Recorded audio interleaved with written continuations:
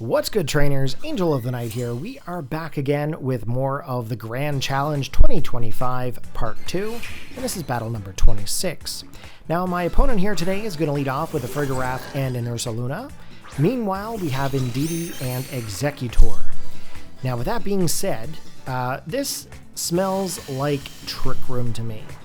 However, if you actually seen the team preview, you would see that there's some pretty interesting Pokemon that could be lurking in the background.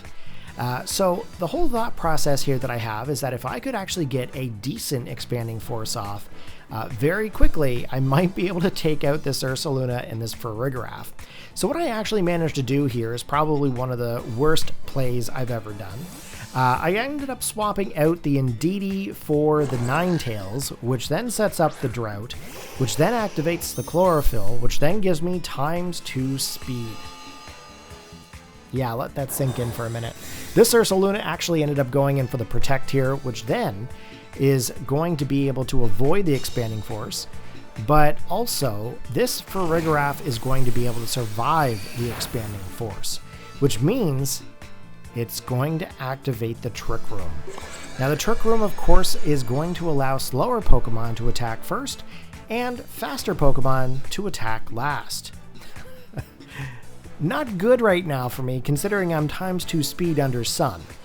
So, here we go. We're debating on swapping out the Ninetales back for the Indeedee here, but then I realize it's probably not a smart move. This Ursaluna is probably going to end up going in for a Facade. But what I'm thinking is that they might actually end up going for the Ninetales versus the Executor or vice versa. So I'm kind of leaning in towards going for Protect with the Executor and then going for the Solar Beam with the Ninetales. However, as you can see, they've actually taken the bait. They've ended up going into the Executor with a Facade versus going for the Ninetales. So we might actually be able to pull off a pretty decent Solar Beam into this Ursaluna. So let's take a look here. Here is the Absorption of Light, and it is being aimed directly at this Ursaluna. Now, I'm hoping to be able to take it out. Unfortunately, we don't actually manage to get any kind of a KO off onto this thing. This thing has some crazy special defense right now, and I'm not really sure how it actually survived that. Maybe typing of some kind? I don't know. I thought it was pure ground, to be honest, but it might actually have normal with it as well. But at this time, we're kind of weighing the pros and cons here of actually swapping in and swapping out. I think I'm going to end up saving the Executor for a little later in the battle when I might be able to do something with it. So we're actually going to swap out to the Indeedee in hopes that the Facade is going to go towards the Indeedee itself. However, they actually managed to go for the Ninetales, which ends up picking up the KO and makes it one Pokemon less on my team that's actually capable of battling. The Dazzling Gleam comes in from the Farigiraf, hitting into the Indeedee, not doing very much damage, of course, and the Ursaluna is slowly losing some health due to the burn.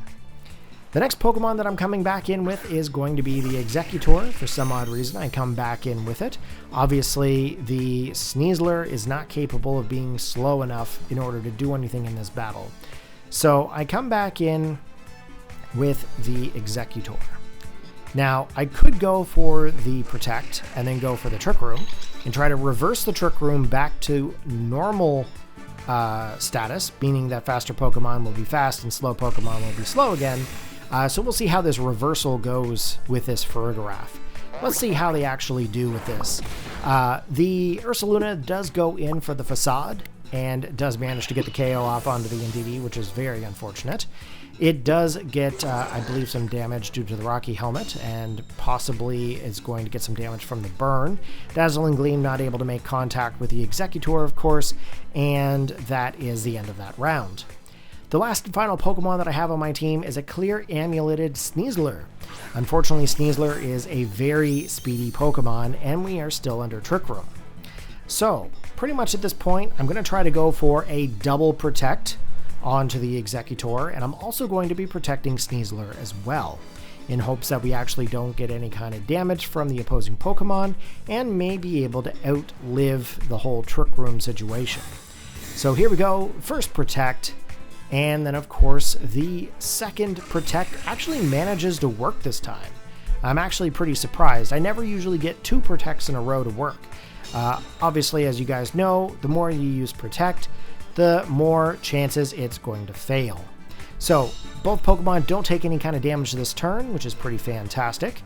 And the Sunlight unfortunately has faded, and the burn with the Ursaluna is still in effect, almost taking it out, and the dimensions have returned to normal. Unfortunately, the weirdness has disappeared so that we no longer have the whole psychic terrain situation, and of course we cannot go for any kind of a double expanding force.